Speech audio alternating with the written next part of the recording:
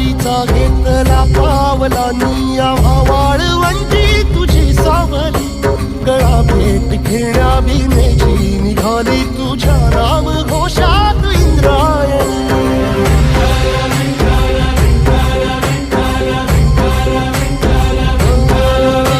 भिडे आसमंती ध्वजा वैष्णवांची उभी पंढरी आज नादावली तुझे नाव ओठी तुझे रूप धानी जीवाला तुझी आस गाला गली